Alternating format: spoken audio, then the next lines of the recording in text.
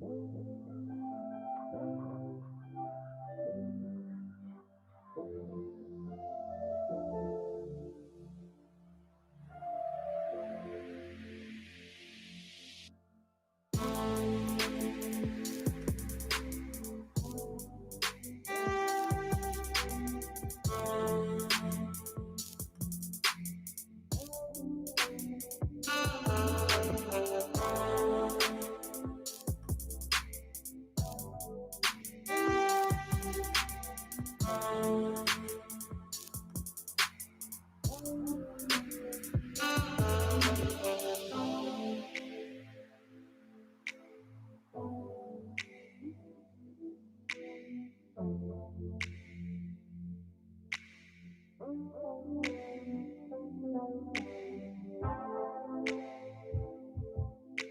raise money for Dornbecker Children's Hospital with lemonade stands.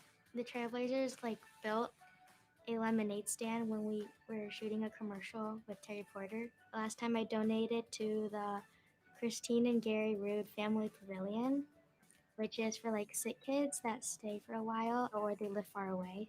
Giving back to others is fun when you do it with your friends. It feels really great knowing that other people care just as much as I would, and they just know that it's easy to give back. I had strep throat, and then I went to the hospital, and they told me I had toxic shock syndrome. They're all nice, and they're not overwhelming and scary. They just kind of treat you like a normal kid. 3 years later, I have no issues. I want to be a doctor when I grow up because I want to be able to help other sick kids in the future like how they help me.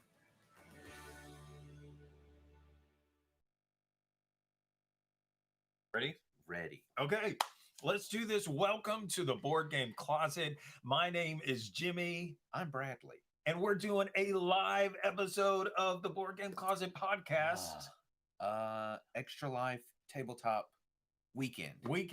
Yes. Now, we've never done this before. No. We have always recorded separately. I'm here at the house with my headphones on. You're at your house with your headphones on, and we're talking back and forth to each other. So this is a first ever combo same room podcast. Welcome to history being made before our very eyes. So if it sounds a little different to you, that's why. We're using one microphone. We thought about doing the whole setup with the headphones and all of that. We said, we're not that fancy. We're not. We don't have that much time.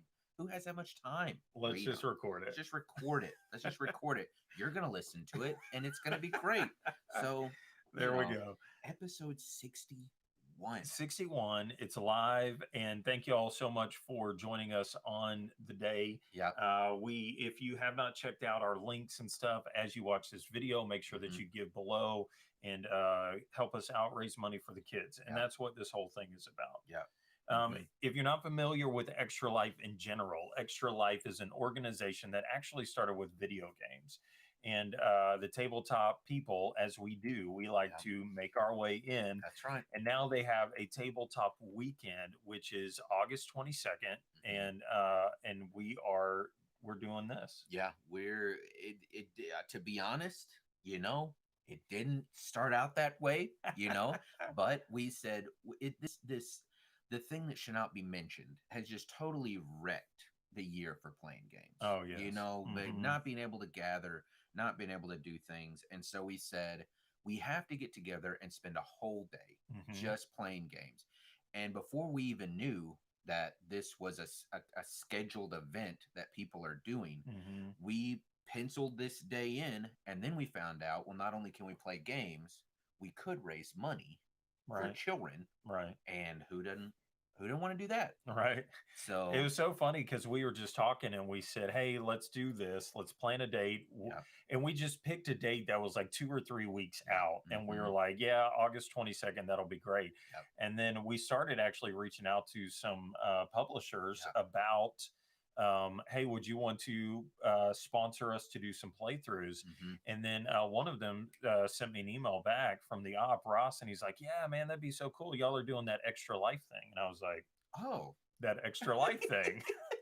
Good thing it was in an email because he couldn't see. And so then I started oh, Extra Life is on the 22nd, and it's for tabletop gamers. Why not?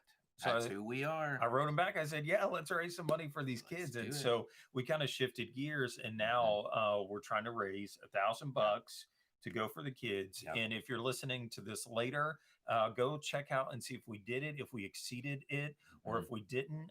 You could help us, or even if we did, you could add on. I think it would be cool to be able to say we gave a whole lot more to these kids than just our $1,000. Man, and that's it. Like, if we're going to be together, if we're going to be playing games, if we're going to be streaming, we might as well be helping people while we're at it. Why not? Why not? Super cool. The stars align. I think we were meant to do this. Yeah. And so why not? So that's our little behind the scenes. You didn't know that. Didn't know that. But that's our little pull the curtain back, say, how did they decide to do this? It was by happenstance. And honestly, this insider juicy baseball trading stock thing happens on the podcast all the time. So if you're interested in like this real talk, you should tune in. Tune into the podcast. We do it twice a month, mostly, and you'll love it. You'll love it. We got our little fancy show notes. This is how fancy we are. Here's the list of things we're going to talk about. So, look, when you sound this good, you don't have to have all the other stuff. You don't have to have it. I love it. So, okay. So in our podcast, normally what we do is we always talk about games that we've played recently. So do you have a game that you played recently? Actually, in commemoration of the video style that we're doing, I brought it with us. Okay. This is a Harry Potter Hogwarts battle deck building game. Cooperative, 2 to 4 players, and it plays very much like a deck building game. For those who know what that is, you know what I'm talking about. For those who don't, basically you have a set of cards in your hand. Some have resources on them, like for currency. Some have abilities for you to attack with. Some have, defensive capabilities or whatever. And so you have a market of cards that you can buy from to put into your deck that you later draw for, again, to buy more cards, to attack the villain, to do whatever. In this game, what makes it different is you're actually playing through the books, or really more specifically the movies, because the art in this game is just stills, image stills from the movies. So right when the turn begins, you play the action on the location card, and that will tell you to play a dark arts card, which will then say, okay, the villain takes basically a territory token on the location. That location can only hold 4 or 5 of those. And so you're trying to beat the villain before the villain beats the location. Now, again, another cool, different thing about this is, like the books, like the movies, there's 7 stages. So your players, you play as Harry, Hermione, Ron, whatever. And as you play through the game, your people grow up. They get more powerful. That's very cool. Their abilities are similar, but they're a little bit better. And just the same, the villains grow stronger. You get to add more cards that you're playing with. And so for the video, I'll show you what it is. But basically, the game comes with one big box. There's 7. There it is. Anybody if you're listening to the podcast, this was like the longest box opening of all time. He's like, "Here, I'm going to show you," and then I had to stall for a second. So here's the game board for those interested. So it's got all your places that where you're going to put the market, where the villains go, wherever. But this is what I wanted to show you. The game actually is split into 7 different games. So on game 1, you're going to start with all the market cards that you need, all the location cards that you start with. Then by game 2, some things are going to upgrade. By game 3, some things are going to upgrade. And then by game 4, that looks like the big one. It's the big one. You get dice are included in the game now. Is that like a spoiler? You've seen the movies. It's not. It can't be a spoiler. No, it's not a spoiler. It's not a spoiler. Now, I'm not gonna show you what the dice look like. Just know there are dice. Oh, okay. But that's all I'm saying. Now, we might bleep that out. Maybe we'll bleep that out. Welcome back. Bradley just spoiled something, and we took it out. I'm sorry.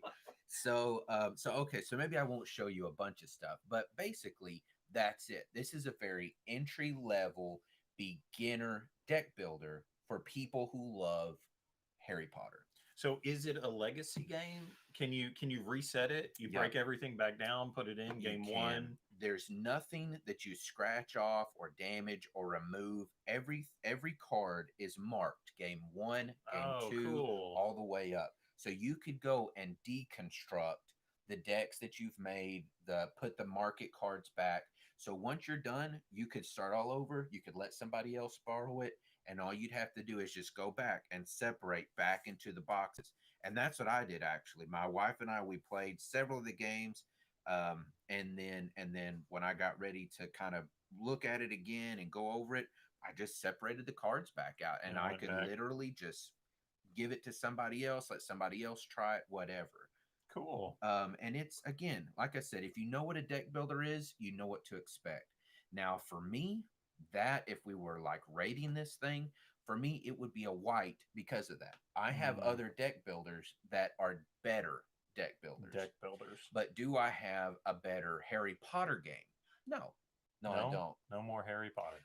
I don't have any more Harry Potter than this right here that are better than this. So if you're looking for, like, if you have friends or family that are into Harry Potter and you want to get them into gaming or a game that they would like, this is great. But again, another, bad thing about the game is the art is not, it's not art. It's just stills. It's just images from the movies. Now, is that a wasted opportunity? I don't think so, because as a fan, I recognize that. It's almost like, not nostalgia, but kind of. I know that scene. Exactly. Yeah. I've seen that movie. I've seen that scene. So this is a white for me with green, with hints of green, because there are reasons that I would buy this game. But me personally, if I'm buying it as a deck builder, there's better, more complex deck builders out there, where this one, again, is just very entry level. Right. That's it. And that's not a bad thing. That's not a bad thing. No, and I get that. And that was actually one of the questions I was going to ask you is, if I don't know anything about Harry Potter, am I going to enjoy this experience, especially with the game 1, game 2, things like that? I think you would.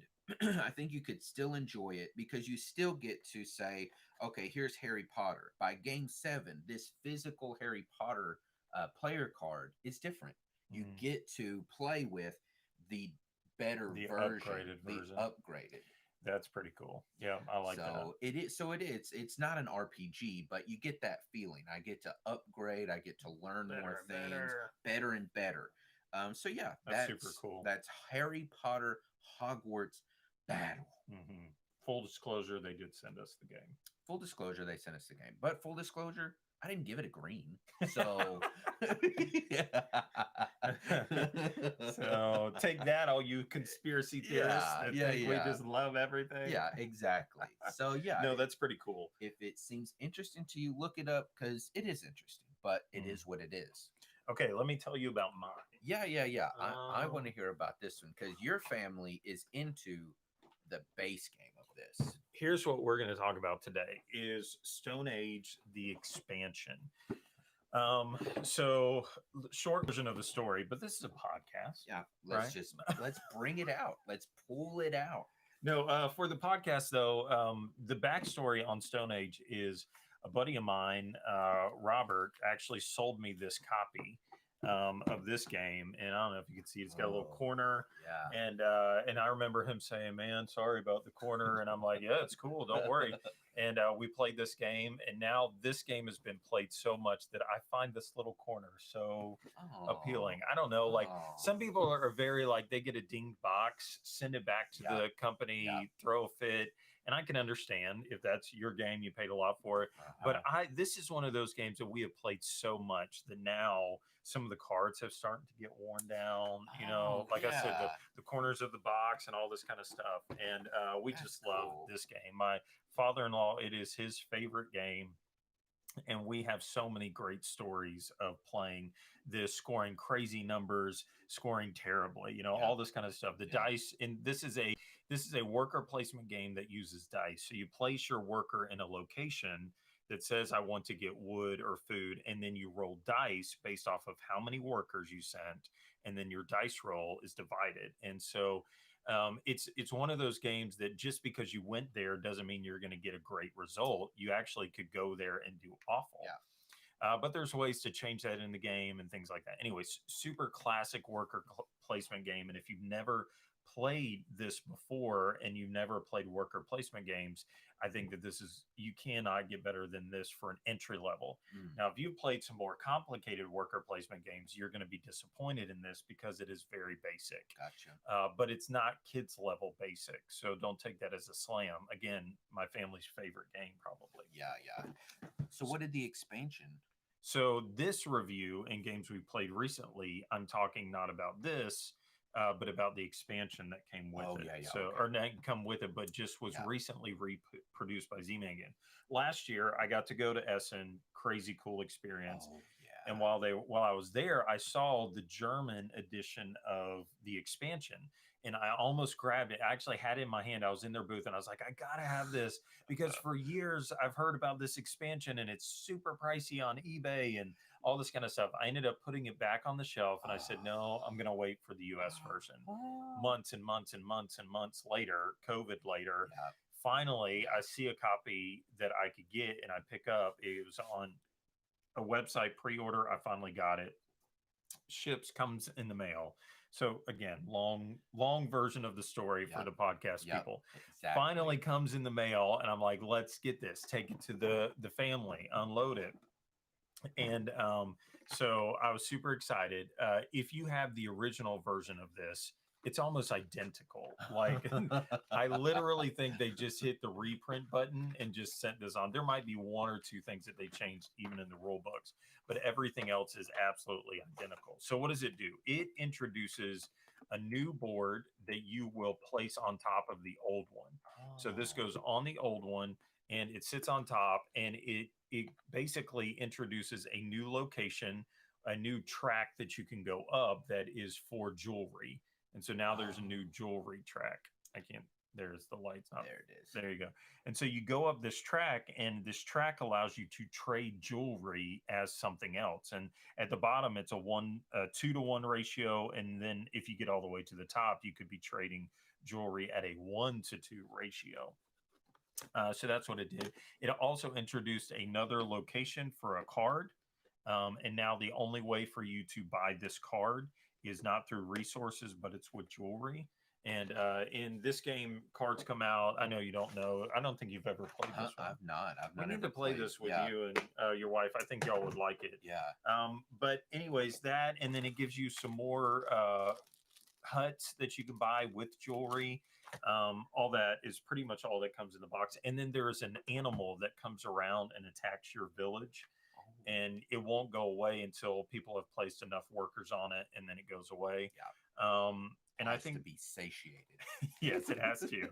And what's cool about that is the animal can actually stick around for round after round. Oh. So buy it, play it, hate it. Rating on the expansion, it's a white, almost a red. Whoa. Mainly because, and this is well known, people say, and I knew this before I even bought the expansion, but I was like, I don't care, it's Stone Age, I have to have it. Yeah. But the jewelry aspect to the game almost breaks the game in that in order to get gold in the base game, you have to roll a 6. That is not easy to do, or get up to 6 in the combination of your dice. Well, with the expansion of the jewelry now, why would you ever go and get that? Because you can trade at a ratio of 2-to-1. Now I've got this easy to gather jewelry can now be traded for this hard to get gold. Yeah. So it kind of breaks it. The reason I would still encourage you to buy it is for those additional huts, for the animal that you have to attack, but maybe I don't know, there's got to be some kind of an augmented way to play the game without the jewelry track aspect. I don't know. There's got to be a way, and I'm sure somebody on BGG has figured that out. Yeah, right. But other than that, I don't know. I think it didn't really add anything to the base game that you had to have. Just play the base game and forget the urge to buy the expansion, I guess. So the huts, would you have to, like, do you have to have the jewelry to play with the extra huts? I think so because they require like that one right there. Oh, You get have 1 to to, 4. You could place jewelry, or maybe you just don't play with those Man, additional I HUDs. bet you're right about the changed house rules on BGG because we played Jonathan Strange and Mr. Norrell, which we wanted to really like, Right. but there was a couple of rules that made it a little off-putting. And that's the first comment somebody said on Instagram was, Oh, go to BGG. "Yep, They fixed it. You should have played the fixed version." No, yep, should have. You're right. Yeah. So that was a long story to get down to. We finally got it, and Yeah. what people said online was true.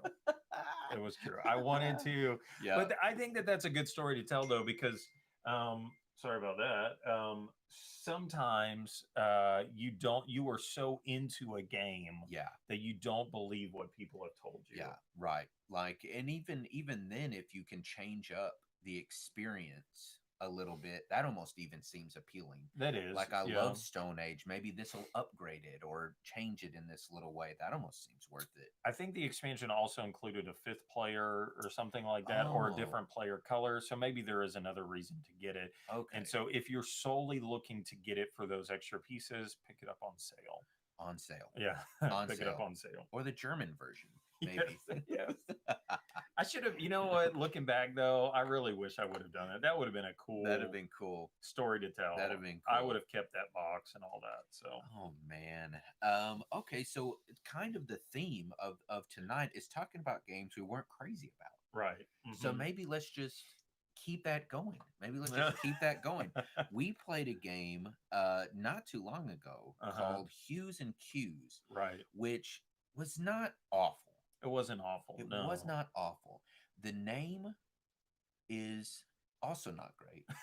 It should have been Hues and Clues. Should have been. Let's Hues get right and to Clues. it. There has to be some kind of copyright or trademark on Hues and Clues because Hues and Clues would have been. Well, the whole time we were playing it, I kept saying Hues and Clues. Yeah. But this game, if you're not familiar with it, it's at Target. It's made by the Op. They sent us a copy to play through. We played through it over on Board Game Spotlight, and we actually had a lot of funny moments in that live stream. Yeah, a lot of funny moments. The basic premise of the game is that you have a card that has 4 different colors on it, and you have to come up with a cue or a clue that would get the people at the table to pick that exact hue. And on the board, there is a spectrum of brown, red, blue, green, every color. And you have to get them to exactly place their token right down on the color that you want. And it goes over 2 rounds of clues. So the first time you can only say 1 word. The second time you say 2 words. And you're trying to get them to hone in and put their pieces on the right spot. And you get points based off of how close you were. You know, and it looked cool. Like that board was like, if you can imagine, if you're in like Microsoft Paint or whatever back in the day, and you're trying to find the exact color you want to paint with. Like imagine that on a board game. And we had a lot of fun because it's wild. And this is the whole point of the game. It's wild to tell somebody this is the color of a blueberry. And for them to imagine it's a whole different color apparently than what you thought. So that's fun. But for us, and maybe just this is because we expected more out of it or whatever, that's where it ends.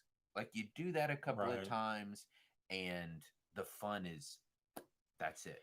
Well, I think we were talking about this the other day. The problem with some of these games that depend on the person to come up with the clue. And there's tons of party games that are like this. Codenames does this. Not Blank Slate. What's the other one? Just One does this. Any of the games that say, here's the thing. Now you, as the player, you have to come up with something to say. The problem with all of those games are that you can get somebody that's not good at it or thinks they're not good at it, doesn't think they're creative. All of that kind of stuff, and then the game like stops all of a sudden now where you're like, well, now we're just going to sit around. Codenames is terrible about this. Codenames is terrible. That's why they included a timer in the game, because the clue giver can just sit there and stress. You have anxiety. I don't want you to think I'm an idiot, so I got to give a good clue. Exactly. And so it just screeches to a halt, and then everybody else, I mean, that's when they might pull their phones out or they might start chatting away, and none of that stuff helps the clue giver. It almost puts more pressure on them. Yeah. So I imagine this is the best thing about the game is because of that. I think they only give each player 2 rounds of being the clue giver. And that's if it's under 3 players. If it's 4 to 10, which the game can play up to 10 people, then you're only the clue giver one time. See, that's smart. That is super smart. I feel like in that way they figured out this is what this game is. We should realize this is our limit. This is the box that we're going to fit in. And they stuck to it. And then they stop, which is very smart, and which a lot of games don't do that. Or you will be tempted to go on longer. Yes. Like Codenames did that in that they picked once you get to this number, or that's an exact number of rounds kind of thing. Yeah. So you still get the feeling of I completed the game. Like you don't have to give up halfway through or wait till people's patience are gone. Like it is out of there. It's in, it's out, done, and quick. Yeah, and I think, man, I see the box over there, but I can't remember how long you're supposed to take, but 40 minutes. Yeah. And I think if you could get this game to 30 minutes, then okay, let's see what happens. And with any kind of party game, it all depends on who's at the table. That's true. And we played this the other night with our family, and my mother-in-law that's done tons of painting in her house. Like her dad was a painter, and now she paints her house. And my father-in-law always jokes that his house has gotten smaller because of all the layers of paint she's put on the walls, because she'll change paint colors all the time. So for her eyes lit up when we started talking about colors, but almost to a critical side where it's like, there's no way that's magenta, fuchsia.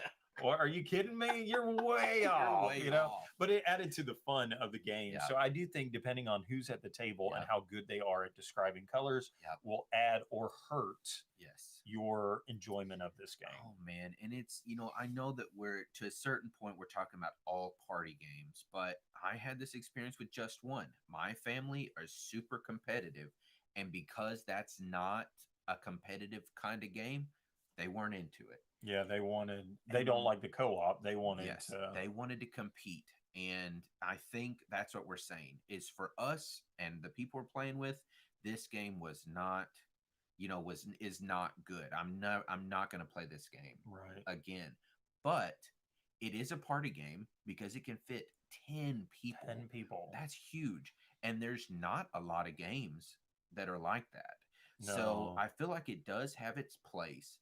But you have to realize going into it, like if you know people that kind of get stressed out easy, especially when the attention is on them, this is not going to go well. This is not going to be good. And I cannot stress to you enough how many different shades of a banana there are. And it's so hilarious for a round. Like it's hilarious for 2 rounds. Yeah. And then after that, you thought you get yellow again because none of the other colors, you've never seen those colors before in your life, is how I remember thinking. I remember seeing 4 colors. One of them was a banana. The other 3 were alien. I have no idea. These colors don't exist. These colors do not exist on planet Earth. Well, it is funny though how like in that moment, and we're talking about that screeching halt kind of a thing, is how when you see that card before it's your turn, like you're looking around the board saying, "This will be so easy. I know, seafoam green, blah blah blah. You got all this stuff, and then you see your 4 options, and you're like, nope, don't know what. How am I possibly?" Idea. But the game does do something that is smart in that it doesn't just get you to guess one time.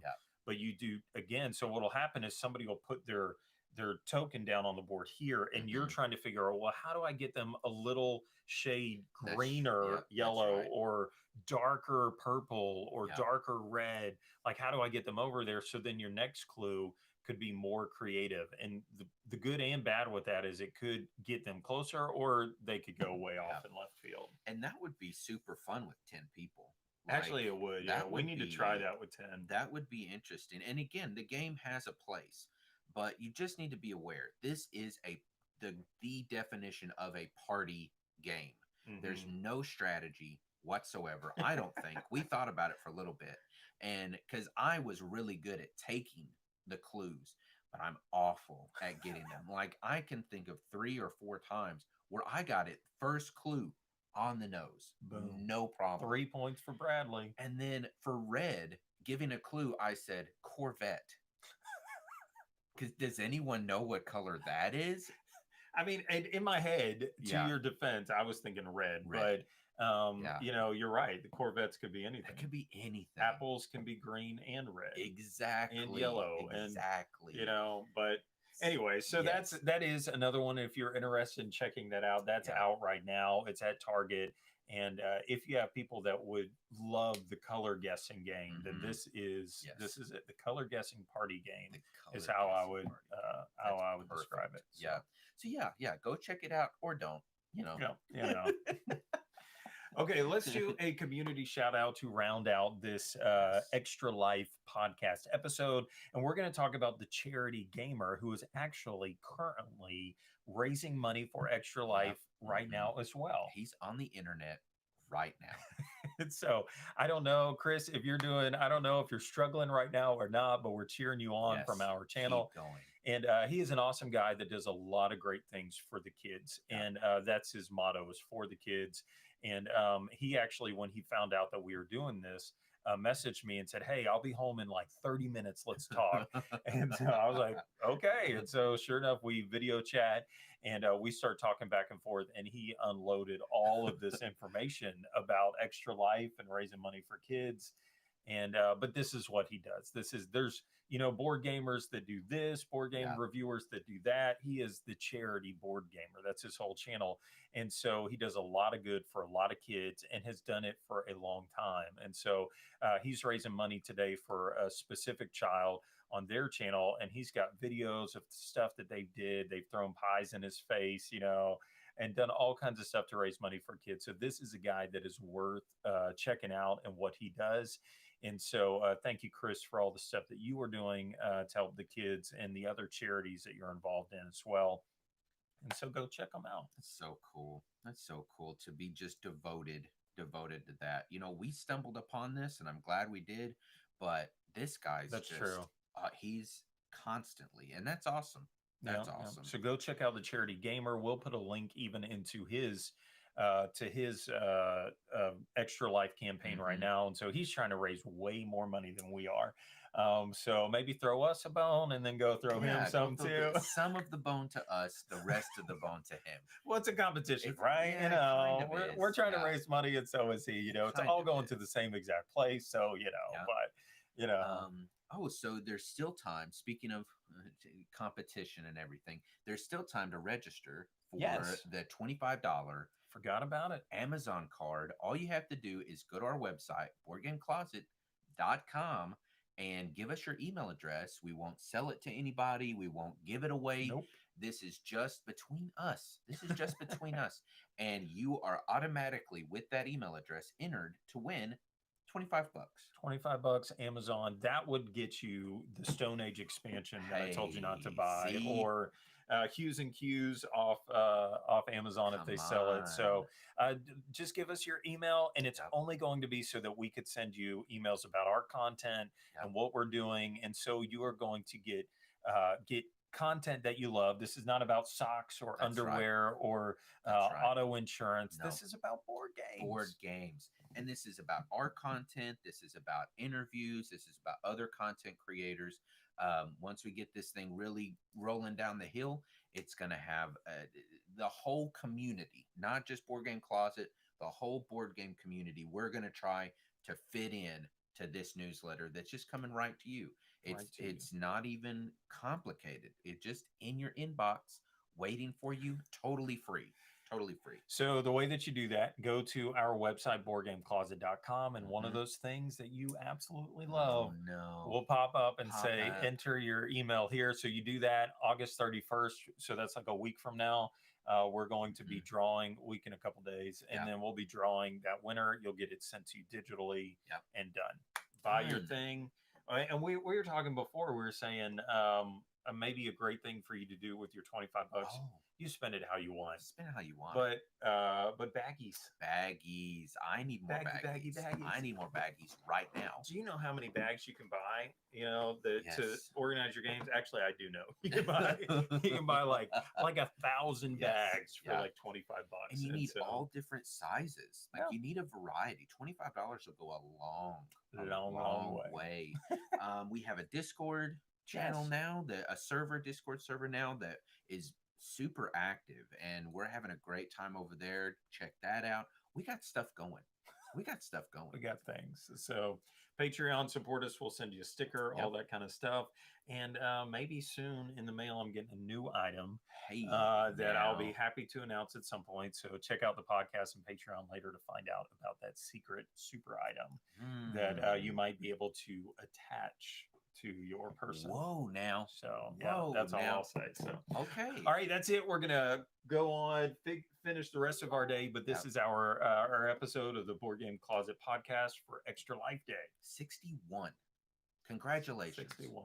Congratulations. 61. Goodbye, everyone. All right, we'll see y'all later. Thanks for watching the Board Game, or watching and listening to the Board Game Closet podcast.